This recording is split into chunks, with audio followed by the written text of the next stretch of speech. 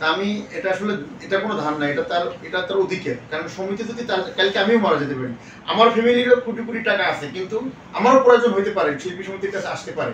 এটা আল্লাহ কাকে কোথায় নিয়ে যায় একমাত্র উপর আল্লাহই বলতে পারে।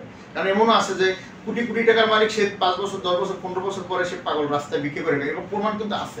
আমার ছবিতে অনেক কাজ করছে এবং আমার মিউজিক্যাল ফিল্মে আমার সাথে মিউজিক দিতে অনেক কাজ করছে, ওস্তাদ নিয়ে গেছে। ওই জায়গা থেকে আমি ছেলেটা গেছি, অনেক ভালো একটা ছেলে ছিল। তো যখন মারা যায় তখন তো অনেক দুঃখ পেয়েছি বা দুঃখ পাইছি, কিন্তু আমি ওয়েট করতেছিলাম যে শিল্পী সমিতি এবং শিল্পীরা যারা পুরান এই সেক্টরে যারা অনেক আগে থেকে যারা কাজ করে, আমি তো মাত্র আসলাম, একটা সিনেমা রিলিজ হয়েছে, কিছু সিনেমা আন্ডার প্রসেস আছে প্রায় 6-7টার মতো।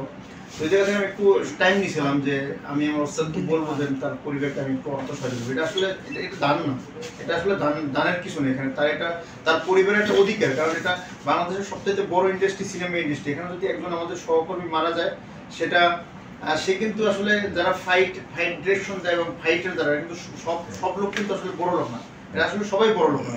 এদের অধিকাংশ লোকই তারা একদম কর্ম করেই খায়, ডেলি হাজিরে নিয়ে খায় 2000-3000 টাকা এরকম। তবে এর ভিতরে আবার বড় লোক আছে কিছু কিছু, তাদের কিন্তু প্রয়োজন হয় না। শিল্পী সমিতি এবং যারা এই বাইবে সঞ্চয় গোষ্ঠীর তারা জানে দেন তার প্রয়োজন হয় না, তার ফ্যামিলি অনেকে বলেন আমাদের অর্থ সহায়তার কোনো প্রয়োজন নেই, আমাদের অনেক আছে। কিন্তু এই মনিরের মতো অসংখ্য আছে যাদের অর্থ সহায়তার প্রয়োজন আছে। দুটো বাচ্চা দেখলাম একদম মনিরের মতো, এই সানিবের একটা ভিডিওর মাধ্যমে আমি দেখছি। তো ওই দিনকে আমি মনে ভাবলাম যে আরো হয়তো ওয়েট করা ঠিক না, আমি একটা লাইভ করে বলছি আমি 50,000 টাকা অর্থ সহায়তা দিয়ে আসবো। তো অনেকেই আবার প্রশ্ন করছিল যে আপনি কি শুধু লাইভে বলছেন, না আপনার লাইভটা ভাইরাল করার জন্য, না শুধু মানুষকে লোভ দেখাবার জন্যই বলছেন? আসলে লোভ দেখাবার জন্য না, যেহেতু আমি যেহেতু মিডিয়াতে কাজ করি, মুন্না খান মাল্টিমিডিয়ার একজন কর্ণধার, যেটাই বলেন মিডিয়াতে কাজ করে, চিত্রনায়ক বলেন বা অভিনেতা বলেন, পাশাপাশি প্রবাসী যাই বলেন, আমি যদি যেটা মুখ থেকে বলি সেটা আমার দিতেই হবে, কারণ এটা আমি প্রকাশ্যে বলছি। আর বিশেষ করে সানি ভাই লাইভটা দেখার পর আমার সাথে যোগাযোগ করছে, আগে আমার সাথে কথা বলা হইতো না, আমি জানি অবশ্যই যোগাযোগ করবে।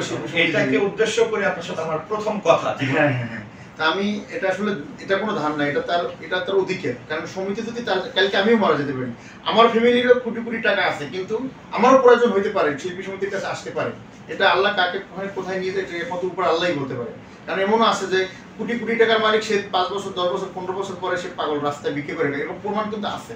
তো ওই জায়গা থেকে এটা ধারণা না, এটা খরাতে, এটা জাস্ট তার শিল্পীর অধিকার।